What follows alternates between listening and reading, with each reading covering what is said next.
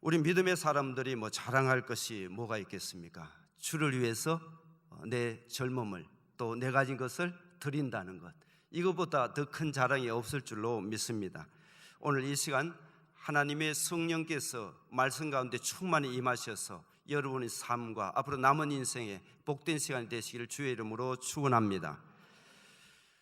제가 말씀을 전하기 전에 선교 동영상 6분짜리인데 한 5년 전에 저희 큰아들이 만들어 준 거예요. 그래서 한번 잠깐 보시고 제가 선교지를 소개하고 또 말씀을 전하도록 하겠습니다.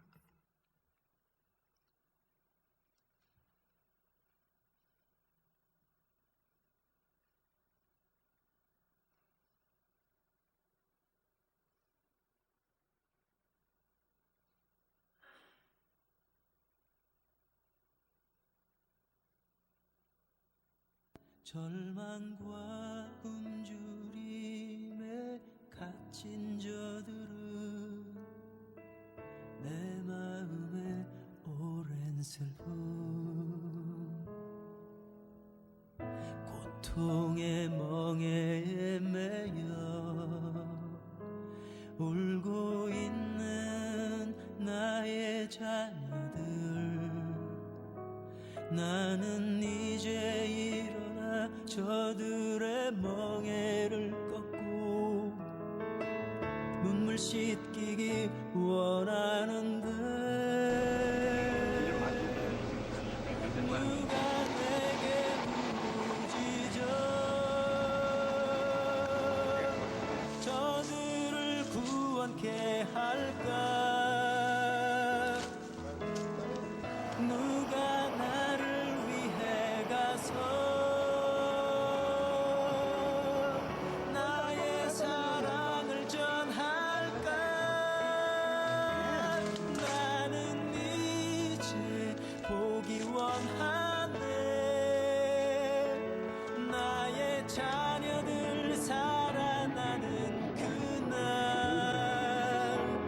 기쁜 찬송 소리 하늘에,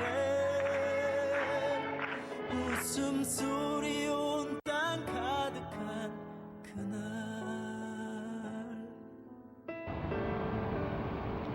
Easy does it. One step at a time. Almost there, John. You're good. Don't hurry.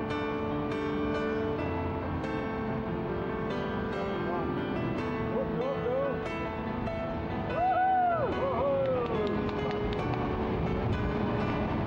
누가 내게 부르짖어 저들을 구원케 할까? 누가 나를 위해 가서 나의 사랑을 전할까? 나는 이제 보기 원하네. 나의 자녀들 살아나는 그날,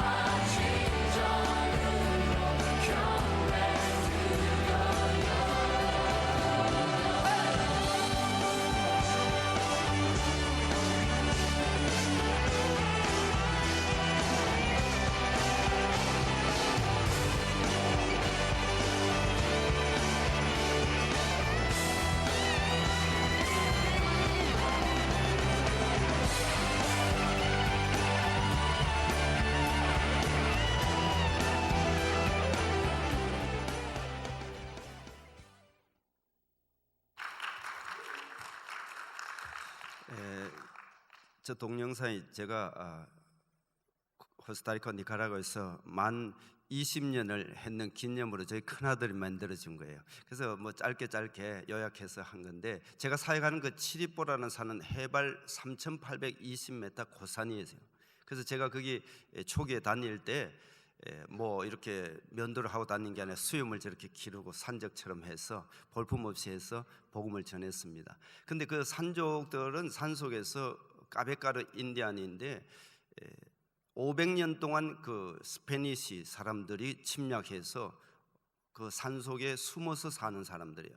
그래서 그곳에서 자기들이 먹을 수 있는 양식은 바나나, 그리고 그 산속에 짐승들을 잡아서 이렇게 먹고 생활을 하는데, 사는 삶을 보면은 굉장히 어렵습니다. 전체적으로 뭐 이렇게 문명의 혜택이라고는 저희들이 가져다 준 그런 어복 같은 거, 살을 제가 초기에는 뭐 저도 자비량으로 시작했기 때문에 어려웠습니다. 그래서 고생하면서 몇 봉지라도 사서 가서 한 가정이 함께 이렇게 한번 음식 해 먹으면 없을 정도로 그렇게 어려운 선교를 저희들이 한 7년간 계속 하다가 이제 뉴욕에서 좀 큰 교회에서 파송도 받고 이렇게 해서 좀 활발한 그런 선교 사역을 했는데, 초기에 그 인디안들의 그 삶을 소개해드리면 정말 눈물겨워서 다 말로 할 수 없는 그런 상황이었습니다.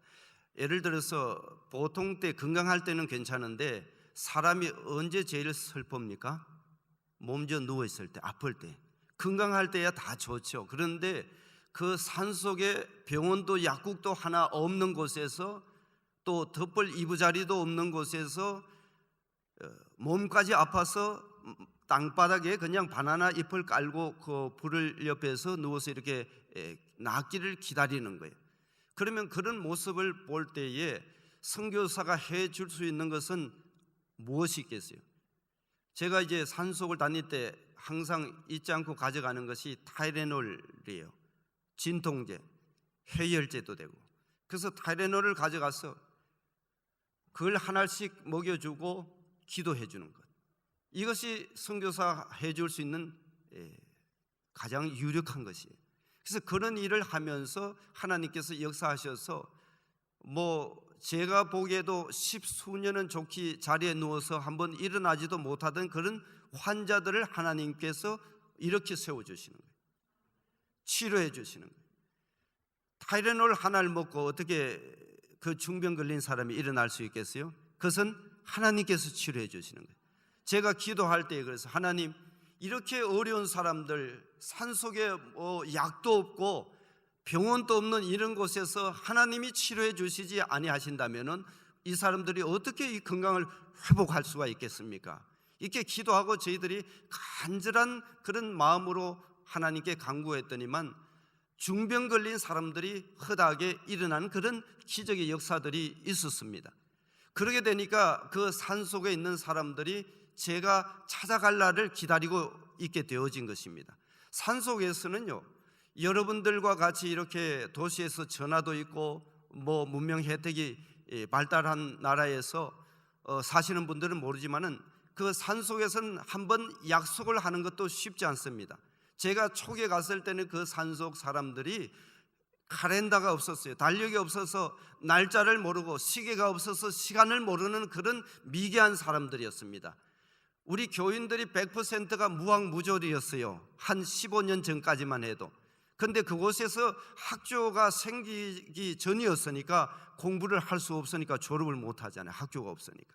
그래서 그곳에서 이제 차츰 지금 문명인들이로 변해가고 있는데, 당시에만 해도 한번 약속을 하려면 제가 어떻게 해야 되느냐, 집에서 컴퓨터로 이제 카렌다를 12여 개월짜리를 만들어서 집집마다 한 장씩 나눠줘요. 그리고 동그라미를 하나씩 치게 해서 내가 몇 번 동그라미 치면 이날 어디에 오겠다, 이렇게 약속을 해요.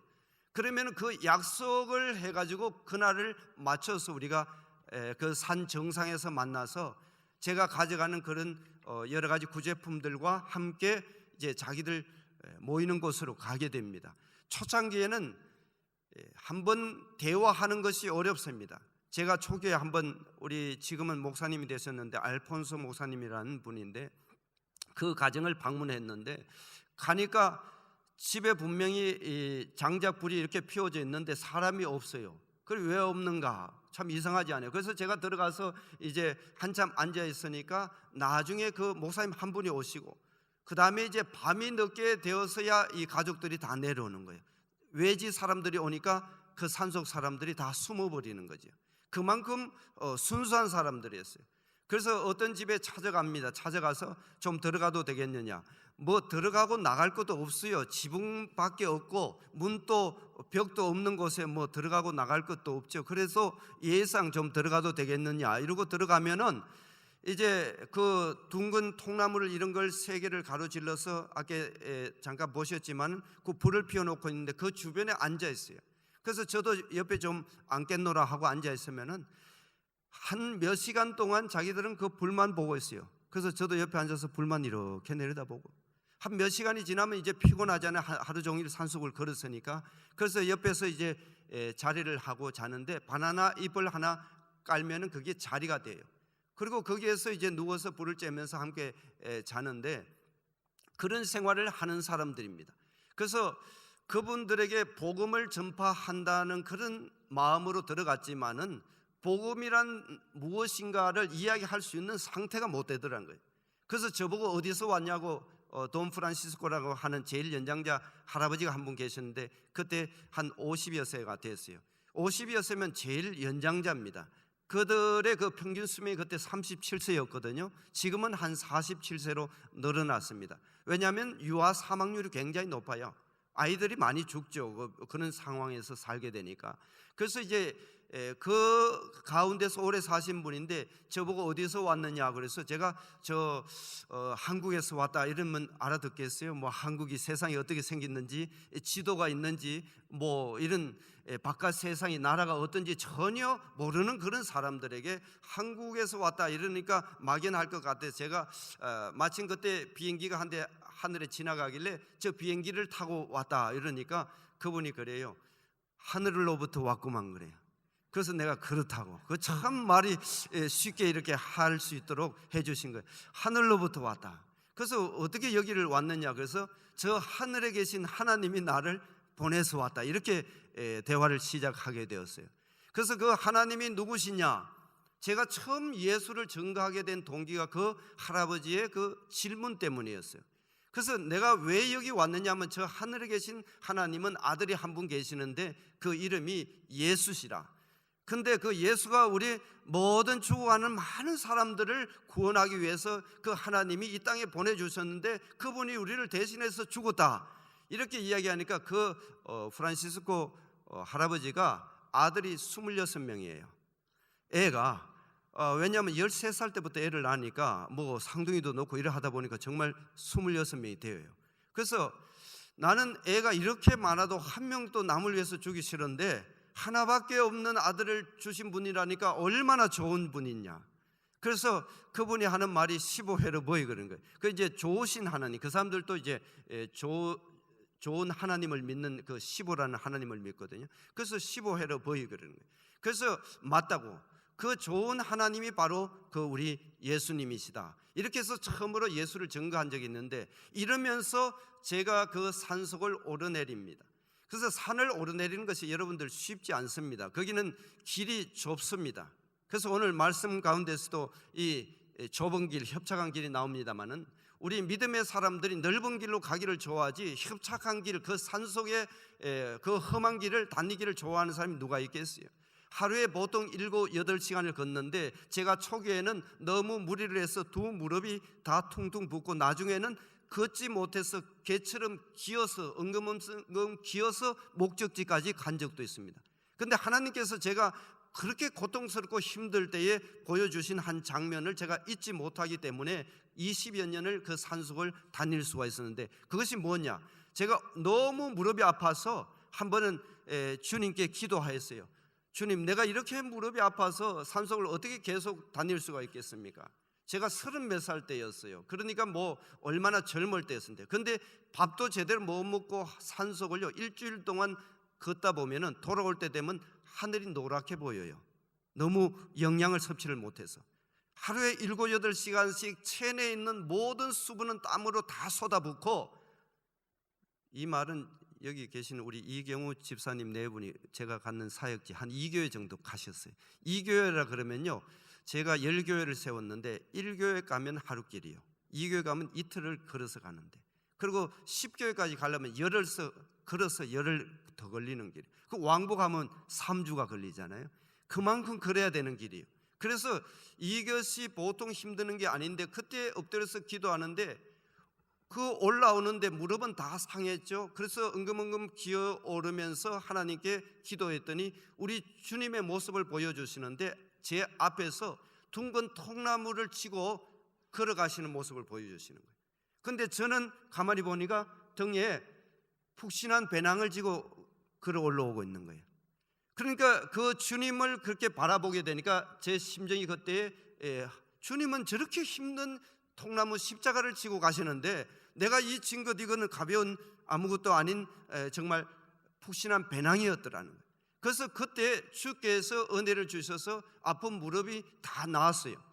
그리고 이후로 지금까지 무릎에 통증 없이 그 산속을 만 24년을 제가 거기 다녔는데 한 번도 무릎이 아파서 돌아오지 못한 적이 없었습니다.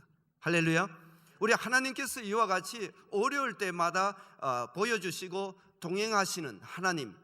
저는 선교지에 갈 때 처음 자비랑으로 나갔습니다. 자비랑이라고 그러면 여러분들 아시지만 요즘처럼 어느 교회에서 기도하고 파송하고 후원하고 이렇게 나가는 것이 아닙니다. 처자식을 데리고 그냥 그 하나님께서 보내시는 곳으로 무작정 가는 거예요. 그래서 마태복음, 누가복음에도 나오지만은 예수님께서 제자들 12제자들 70인 제자들을 파송할 때 둘씩 보내시면서 뭐라고 그러셨어요? 아무것도 가지지 말고 두 벌 옷도 지니지 말고 떠나라, 이런 말씀이 있는데, 그것은 왜냐하면 우리 주님께서 동행하시겠다는 약속과 같은 것입니다. 그래서 그 말씀을 의지하고 저희들도 선교지로 갔는데 정말 하나님께서는 살아 역사하시더라는 것입니다. 어제나 오늘이나 영원토록 저희들이 갔을 때에 한국 선교사가 원주민 사역하는 선교사들은 1000명이 못 될 때입니다. 지금은 2만 명이 넘었다고 그러는데 원주민 사역, 현지 원주민들 사역하는 선교사들은 사실은 200명도 못 될 그런 당시였는데, 그때에 저희들이 미전도 종족 한국 입양본부 생긴 것이 1993년인데 1989년도에는 인디안 미전도 종족에 대한 인포메이션도 없는 그런 시절이었습니다. 그때 저희들이 그 어려운 오지에 들어가서 사역을 했는데 그것에서도 하나님께서 역사해 주시더라는 것입니다. 그래서 그 교회에서 우리들이 교회를 설립하려고 갔다가 교회 예배당을 세울 생각조차도 못하는 그런 엄청난 곳이었습니다.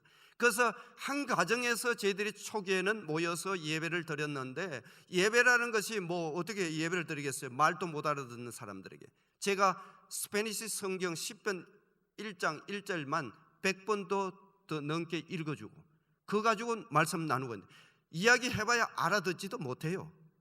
글을 모르는 사람들이 언어가 안 통하는 사람들이 어떻게 외국어를 알아듣겠어요? 저도 스페니시를 한마디도 모르고 거기 들어갔다가 일주일 만에 그냥 그 한글과 스페니시 된 책을 달달 외워가지고 스페니시 공부를 시작하고, 그리고 1년 동안 그 나라에서 언어 연수를 하면서 코스타리카 대학에 이제 언어 상급반을 마치면서 그때부터 설교 원고를 준비할 수 있게 되었어요. 그러면서 부단히 노력해가지고 이제 언어가 좀 되어가지고 스페니시로 제가 설교를 하게 되었는데, 그때에 그 현지인들은 까베까르 인디언어를 쓰는 거예요.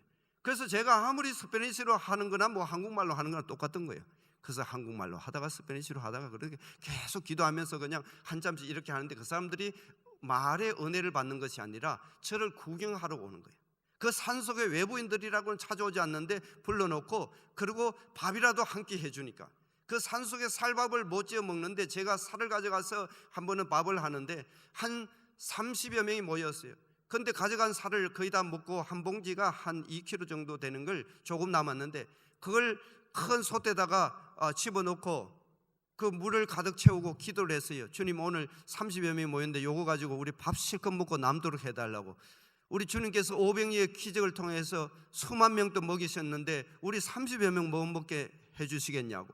그리고 불을 떼가지고 그 뚜껑이 이제 바나나 잎으로 뚜껑을 해요. 그리고 눈 감고 기도를 해서 쫙 하고 눈을 떠보니까 밥이 잘 젖었겠죠. 기도했으니까, 그죠? 그래서 열어보니까 물만 보이고 살이 안 보이는 거예요. 물을 너무 많이 부었으니까. 그래서 이제 국자로 이렇게 휘휘 저어가지고 보니까 살날이 둥둥 뜨잖아요. 그래서 그걸 이제 바나나 잎으로 접어가지고 거기에서 나눠서 실컷 배불리 먹기는 먹었어요. 물을 많이 부었으니까. 근데 그때에 집으로 돌아와서 보니까 그때 첫 선교 헌금이 LA에서 제가 그 공부한 신학교 은사님이 300불을 보내주신 거예요. 그래서 제가 그때 기도할 때는 하나님이 응답하지 아니해서 실망을 했는데 내려와 보니까 하나님께서 제 기도를 응답해 주셨더라는 거예요. 그래서 그 300불이면 쌀밥을 30명만 먹겠어요? 300명이 먹어도 남는 그런 하나님의 아름다운 그런 넉넉한 밥을 맛있게 지어주셨더라는 것입니다. 그래서 저는 산속을 이렇게 20여 년 동안 다니면서 하나님은 어제나 오늘이나 영원토록 동일하신 그런 살아계신 하나님이시라는 것을 느꼈습니다. 체험했습니다. 그런 주님을 의지하다 보니까 지금까지 청춘을 바쳐서 사역을 할 수 있게 된 것입니다. 저희 큰아들도 NYU를 공부하고 연세대에서 공부했습니다. 그리고 한국에서 제일 유명한 영락교회 국제부 전도사도 했어요. 그런데 지금은 니카라과에 와서 선교사로 아들 둘을 데리고 사역하고 있습니다. 세상에 뭐 부귀영화를 누리고 큰 교회에서 아름다운 사역을 하는 것도 좋지만은 사람이 필요로 하고 뭔가 자력으로 할 수 없는 그런 상태에 있는 사람들, 그런 사람들에게 무엇인가를 도움을 줄 수 있는 그런 사역들을 한다는 것은 소중한 일이라고 생각을 했기 때문에 저희 아들도 그런 결정을 한 줄로 압니다. 저는 뭐 이렇게 자식 자랑하려고 온 것이 아니라 살아계신 하나님께서 그 아들의 마음을 돌이켜 주시더라고요. 저희 아들이 NYU에서 맨하탄에서 공부할 때 기숙사에서 공부했는데 그때 9.11이 터진 거예요. 그래서 기숙사에서 상둥이 빌딩이 무너지는 것을 두 눈으로 다 본 거예요. 그러니까 그 청년의 시절에 얼마나 충격적이었겠어요. 더구나 저희 아들은 언어가 스페니시와 영어, 한국어를 능통하게 해서 그 상둥이 빌딩에 일주일 후에 통역관으로 취직이 되어서 파트타임으로 들어가게 되었는데 일주일 전에 그렇게 무너진 거예요. 이것을 보고 저희 큰아들이 2년간 20살 때인데 2년 동안 청춘의 11조를 하나님 앞에 바친다고 니카라과 선교사로 자원했습니다. 그래서 제가 파송받은 뉴욕의 제일 큰 교회인데 그 교회에서 저희 부자를 다 파송을 해줘서 2년간 단기 선교사로 니카라과 2001년에 파송받아서 나온 거예요. 그래서 2년간 이렇게 사역을 하다가 한국에 나와서 공부를 하고 다시 이제 지금 들어와서 지금도 니카라과에서 선교를 하고 있습니다. 하나님께서는 어제나 오늘이나 영원토록 동일하셔서 믿는 사람들에게는 함께 동행해 주십니다. 오늘 하나님의 말씀의 그 제목이 아버지의 뜻대로 행하는 자입니다. 오늘날 크리스찬이 작아서 사랑이 식어가는 그런 세상으로 변해가는 것이 아닙니다.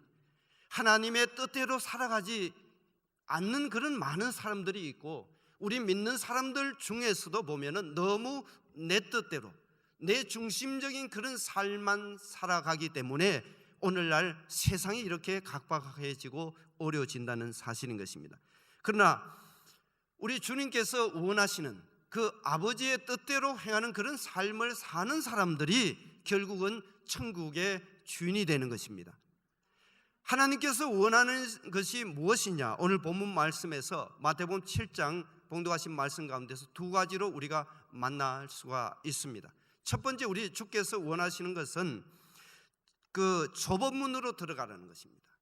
세상에 많은 사람들은 넓은 문으로 들어가기를 좋아합니다. 오늘 본문 말씀에서 계속되는 그 5장에서부터 산상수훈의 그 말씀인데 그 산에 몰려든 많은 무리들을 모아놓고 우리 주님께서 하신 그 교훈의 말씀이죠.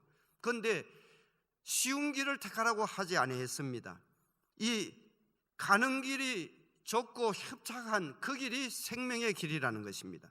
그래서 찾는 이가 적지만은 이 길은 생명으로 인도하는 길이고 넓은 길, 많은 사람들이 가는 그 길은 오히려 사망의 길이라는 것은 우리가 너무도 잘 아는 것입니다.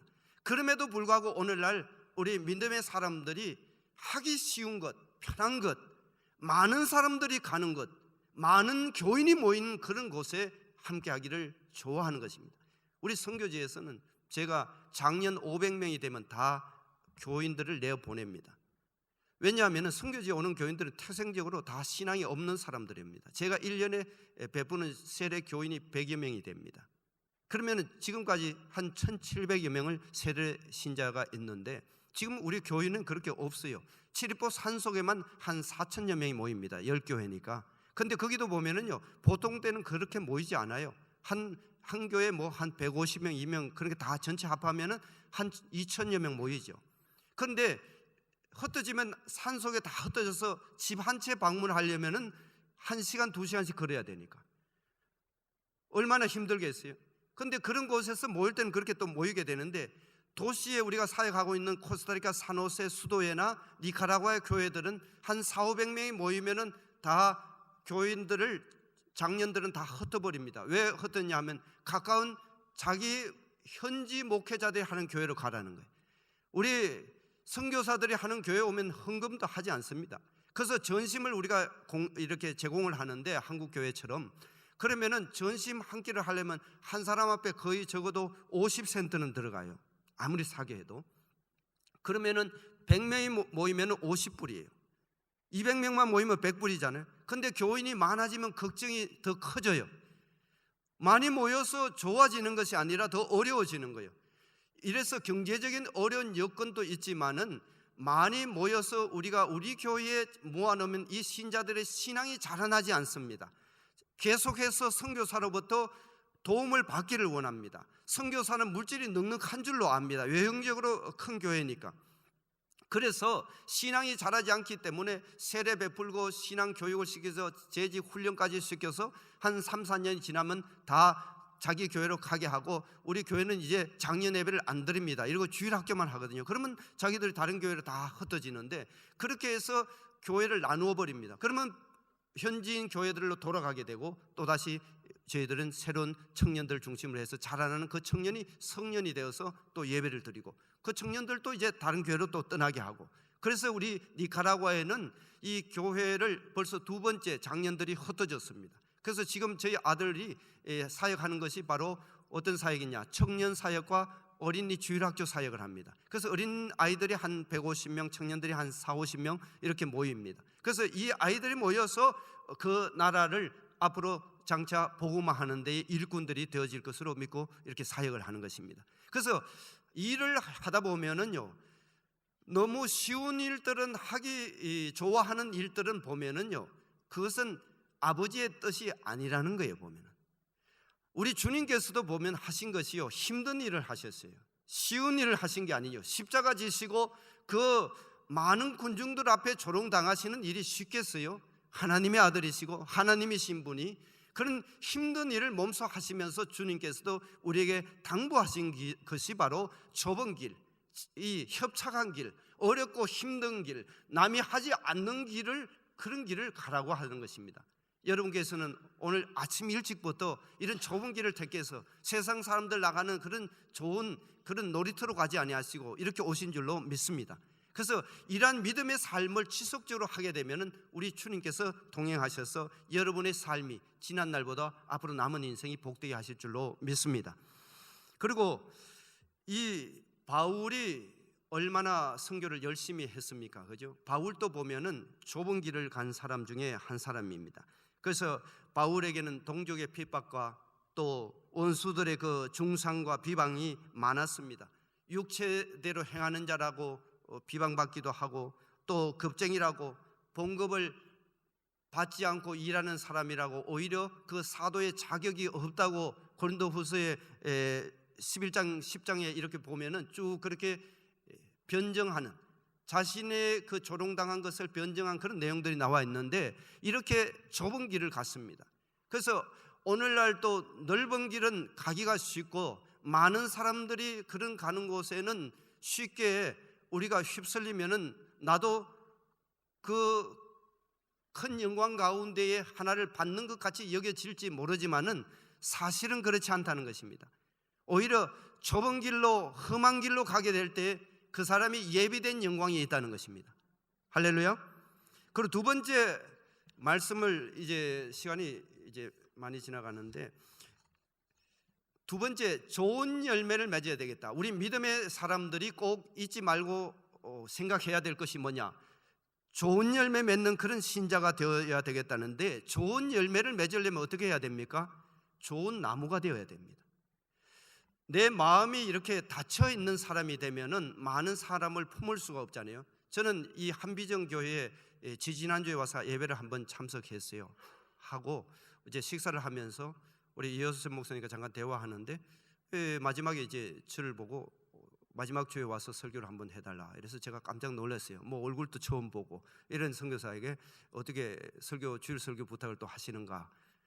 목사님께서 마음이 열려 있으시더라고요. 그래서 하나님께서 이만한 교회를 세우시게 하시고 축복하신 줄로 믿는데, 마음을 여는 것은 참 중요합니다. 우리 믿음이라는 것이 뭡니까? 하나님과 나와의 그 신뢰 아닙니까? 믿음은 하나님에 대한 신뢰거든. 내가 하나님을 얼마나 믿느냐.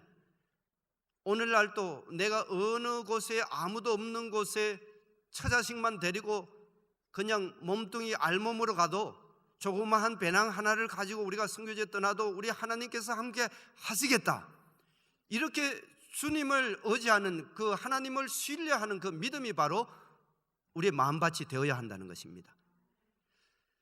제가 산속에 그 무지한 인디언들과 24년 동안 약속을 해서 한 번도 어긴 적이 없습니다. 그래서 왜냐하면 약속을 한 번 어기게 되면 그 다음에 그 사람들이 그 먼 길을 나와서 저를 기다리겠어요?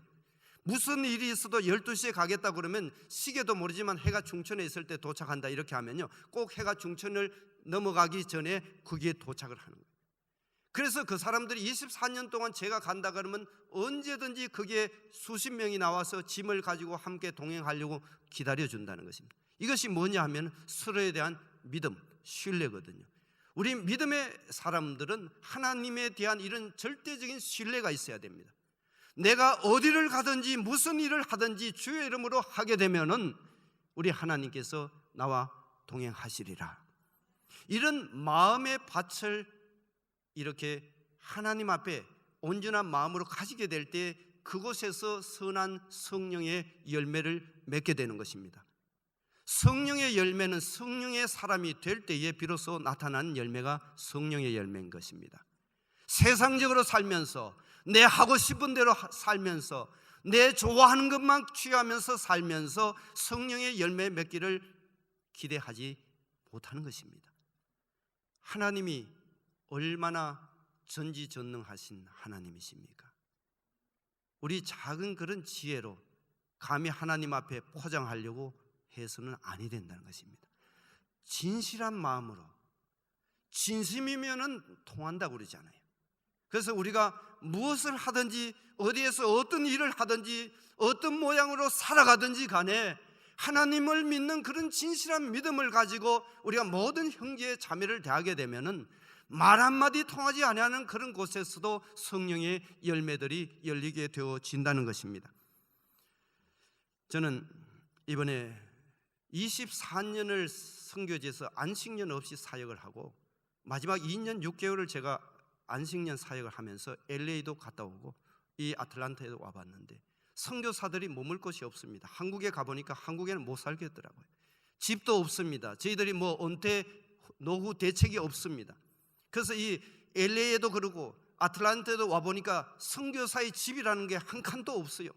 저희들은 청춘을 바쳐서 주의 일을 한다고 교회들이 파송해서 내어보내놓고 파송했던 교회도 끊어지고 협력했던 교회들도 다 끊어지고 몇 교회 안 남았어요. 그리고 이제 나와서 우리가 어떻게 노후를 살아갈 것인가를 염려해야 되는 그런 형편에 있지만은 살아계신 하나님께서 우리 앞날을 복 주실 것이라고 믿습니다. 그래서 저는 여기서 기도하면서 그래요. 아틀란타에 적어도 이 수많은 교회 300여 교회 성도들이 그래도 합심해서 노후에 나와 있는 그런 선교사들, 앞으로 우리 2세들 1.5세들 나가서 지금 사역하고 있는 선교사들이 들어올 때 그 자녀들이 머물 곳도 한 칸 마련해 주자. 나만을 위한 것이 아니라 나보다 더 나이 드신 연장자들이 나왔을 때에 여기에 그래도 한 주일이라도 한 달이라도 머물 수 있는 그런 선교사의 집을 한 칸 마련하는 것이 제 꿈입니다. 그래서 저는 이곳에 와서 하나님의 특별한 그 사명을 받고 이런 선교사의 집을 하나 건축하기를 소망하면서 기도하고 있습니다. 왜 그러냐니까 제 자신이 3주 동안 집을 얻으려고 하니까 저희들이 뭐 영주권은 있지만은 크레딧이 있어요. 뭐가 있어요? 방 한 칸도 얻기 힘드는 거예요. 남의 집에 신세 지는 것 1, 2주면 너무 넉넉하잖아요. 아무리 좋은 분이라도 3주 이렇게 있기는 힘들어요. 제가 어느 목사님 되겠는데 그런 형편입니다. 그래서 저와 여러분이 하나님의 그 원하시는, 기뻐하시는 아버지의 뜻대로 행하는 그런 삶을 살려고 노력하면서 아버지의 뜻대로 순종하는 삶, 좁은 길을 가고 지금까지 왔다 하고 좋은 열매를 맺는 삶을 살아간다고 하면서도 실천하는 삶이 뒤따라주지 아니하니까 한국 교회의 선교사들이 오늘날 이와 같은 마지막 노년에 고생하는 그런 삶을 살게 되어진다는 것입니다. 한국 선교사들이 뭔 죄가 있습니까? 우리 미국 선교사들, 우리 선교사님들이 한국에 오셔서 진 사랑의 빚을 대신해서 나가서 갚는 것이 저희 선교사들의 그 책임이요 의무거든요. 그 일을 하다가 돌아와 보니까 우리 민족 교회들이, 우리 한인 교회들이, 우리 한국 교회들이 선교사의 설 자리를 남겨두지 않았다는 것입니다. 저는 이런 안타까움 속에서 하나님께서 한 분 한 분 여러분들을 그 마음속에 이런 협촉한 길, 좁은 길, 그리고 열매 맺는 그런 삶을 사는 한 분 한 분이 되셔서 그래도 십시일반으로 한비전 교회에서부터 이런 운동이 시작되어서 아틀란타에 선교사의 집이 하나 건립되기를 소망하는 것입니다. 결론을 말씀드리겠습니다. 좁은 문으로 들어가라고 우리 주님께서 말씀하십니다. 아무든지 나를 따라오려거든 자기를 부인하고 날마다 제 십자가를 지고 나를 따르라, 이렇게 주님이 말씀을 하십니다. 저는 저의 십자가를 집니다. 여러분 각 사람 한 사람도 여러분의 그 십자가를 져야 할 줄로 압니다. 여러분 이 세상에서 고난받는 것이 억울해서 제가 이런 말씀을 드리는 것은 아닙니다. 여러분들 잘 아시는 고린도전서 15장 부활장 아닙니까? 15장 19절 말씀입니다. 바울도 이런 말을 했어요. 만일 그리스도 안에서 우리의 바라는 것이 다만 이 생뿐이면 모든 사람 가운데 우리가 더욱 불쌍한 자리라. 왜 그렇습니까? 바울도 머리 둘 곳도 없이 그렇게 선교 사역만을 수십 년을 하다가 주님 앞에서 이런 말을 한 것이죠. 그래서 우리가 정말 바라는 것이 이 세상의 그것뿐이라면 얼마나 저 같은 선교사는 억울하겠어요? 그렇지만 그렇지 않다는 거예요. 이 부활의 소망을 가지고 부활의 믿음을 가진 사람이면 이 땅의 삶이 비록 고난이 그 인생의 전부를 채운다 할지라도 능히 감당할 수 있게 된다는 것입니다. 할렐루야. 우리 주님은 살아계십니다. 하나님은 이 시간도 저와 여러분이 좁은 길을 가시기를 원하고 좋은 열매 맺기를 원하십니다. 여러분의 심령의 밭이 하나님이 원하시는 그런 밭이 되어서 앞으로 남은 인생이 더욱더 복되시기를 주의 이름으로 축원합니다. 기도하겠습니다.